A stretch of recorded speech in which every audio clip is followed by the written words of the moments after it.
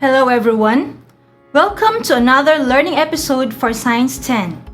I am teacher Leah Guirigay of Nabunturan National Comprehensive High School, Nabunturan West District. Before we start, kindly make sure that you have your Module 3 at hand, as well as your notebook and pen. Do not forget to have a glass of water with you to keep you hydrated. There are 3 types of plate boundaries as discussed in Module 2. Can you name the 3 types of plate boundaries? You're right! The 3 types of plate boundaries are the convergent, divergent, and transform fault plate boundaries. Did you know that the assumed simple movement of the plates can bring about geological processes? Scientists found out that the continents and ocean floors are always moving. According to the plate tectonic theory, the Earth's lithosphere consists of the crust and the upper mantle that move slowly and constantly over time. Most of the time, we can't feel it. However, plate movements can be violent sometimes, causing death and destruction. On the other hand, plate movements can bring about the formation of fascinating landforms. This time, we are going to understand Lesson 1 of your science module, processes and landforms along with the convergence of plates. Pages 5 to 7 of your module directed you to perform simulation activities. If you haven't done the activity yet, you may try this after our conceptual discussion. Convergence of plates may take place between any of these: oceanic and continental plates, 2 oceanic plates, and 2 continental plates. Again, what will happen if plates converge? Wow! Yes, you're right! The convergence of plates produces landforms and made possible the occurrence of some geological processes. The conduct of Activity 1 on page 5 of your module simulated what happens when oceanic and continental plate will converge. The foam that was half soaked in water represented the oceanic plate, while the foam which was not soaked in water represented the continental plate. As you pushed the 2 foams toward each other, or as they converged, the wet foam was forced down while the dry foam curved upward. Why did it happen? Can you tell? The wet foam, which represented the oceanic crust, is denser than the dry foam that represented the thicker but less dense continental crust. Remember, when oceanic and continental plates converge, the oceanic plate is forced down into the mantle. This process is called subduction. As the oceanic plate subducts, the leading edge of the subducting plate melts or becomes fluid, which turns into magma. The convergence of these plates formed trenches, mountains, earthquakes, and volcanoes on the seafloor and on land. I hope the concept on the convergence between an oceanic and continental crust was clear. On page 6 of your science module, Activity 2, you were directed to perform a simulation activity using 2 pieces of foams submerged in a tray with water. The submerged foams represented 2 oceanic plates. As you push the 2 submerged foams toward each other, you are simulating the convergence of 2 oceanic plates.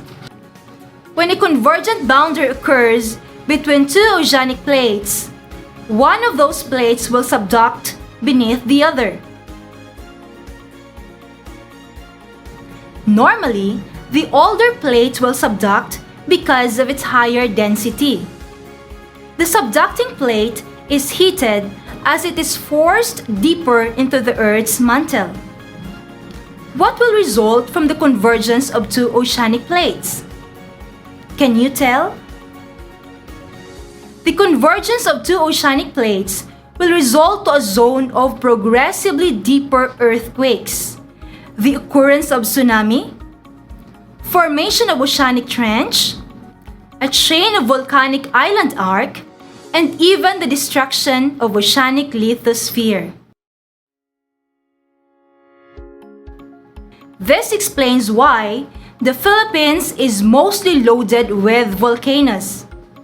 The different islands were believed to have originated from the convergence of two oceanic crusts. Going back to the simulation activity on page 6, activity 3 of your science module.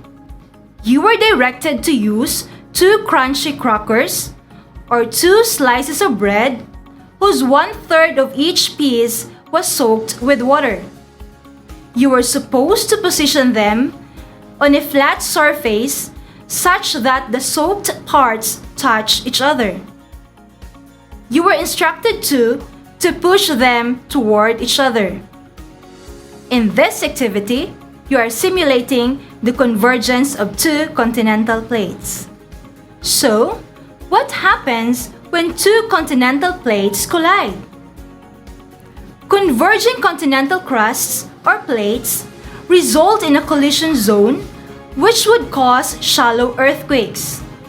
At that place, a crack called fault is formed.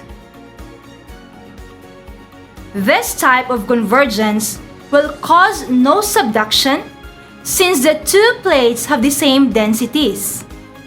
There would be no volcanoes formed, nor tsunamis. The convergence will result in a group of high landforms that we call mountain ranges. Let us check your understanding. Go to page 10 of your module, item numbers 7, 8, and 9. Consider this scenario. When two continental crusts converge, both crusts exert a pressure, pushing each other. As the ground rises, a tall landform is created. Item number 7. Is it possible to erupt? You got it right. It is not possible. The convergence of two continental crusts will result to the formation of mountain ranges like Sierra Madre, which extends from the northern part of Cagayan to the southern part of Quezon Province. Item number 8. What process does not take place in this type of convergence? That's right. Subduction does not take place in this type of convergence. It is because the two continental plates have the same densities. You're progressing well in this lesson. Now, let's proceed to lesson 2 of your module. The processes and landforms along divergent boundary. It may be difficult to imagine the movement of plates because we cannot see them move. Hence, the use of simulations and objects that may exhibit similar features are being utilized. Let us conceptualize the divergent plate boundary. I am sure that you have seen a half-cooked boiled egg, right? The divergence of plates is somewhat like it. The white part of the egg is likened to the Earth's crust, while the half-cooked yolk represented the magma. Cutting the white part of the egg to allow the yolk to flow out simulated the divergence of plates.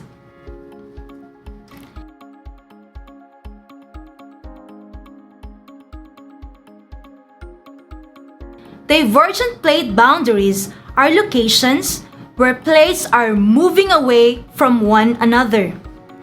This occurs above rising convection currents. The rising current pushes up on the bottom of the lithosphere, lifting it and flowing laterally beneath it.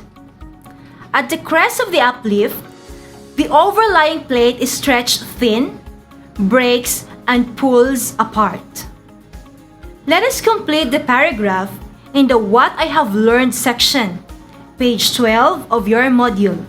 Divergence of plates result to the creation of down-faulted valleys called Rift Valley and underwater mountain ranges called oceanic ridges. At the tension zone, materials from the mantle may rise to the surface of the ocean floor, cools down, and become new crust. You did great! A pat on your shoulder for the job well done. This time, we will learn about the processes and landforms along transform fault boundary, lesson 3 of your module. Transform plate boundaries are characterized by plates moving horizontally against each other, producing a crack called fault on the ground. The force that the plates exert can break the rocks and other materials under the ground. Therefore, it brings about strong earthquakes. Strong earthquakes do not only destroy properties, but it threatens lives as well. It is for this reason why we are taught on how to respond appropriately through earthquake drills. Different places are now designated as evacuation area where people could seek refuge in case of the so-called Big One strikes. I hope you have recalled the basic response during ground shaking as being practiced in school. Can you recall the initial response during ground shaking? Yes, you're right. Carry out the duck cover and hold properly. Let us answer the question on page 16 of your module. Question 14. The word duck in duck cover and hold safety tip means that you must A. Stand straight, B. Lie down, C. Kneel down on one knee, or letter D. Kneel down on both knees. You're right. It's letter C. Kneel down on one knee so that you can get up easily in case there is a need to evacuate. Question 15.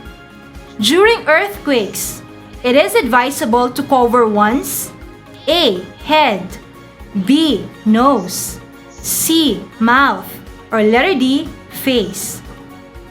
It's letter A. Head. Remember that an injury in the head is fatal. So, as an initial response during ground shaking, the head should be protected. Question 16. Victims of disasters are provided with their needs by the government at A. Evacuation centers, B. Event centers, C. Orphanages, or letter D. Tall buildings. That's correct. Victims of disasters are being provided by the government with their needs at the evacuation center. Good job! You did well in our lesson. I hope that you will reflect on the concepts and relate them to real-life phenomenon.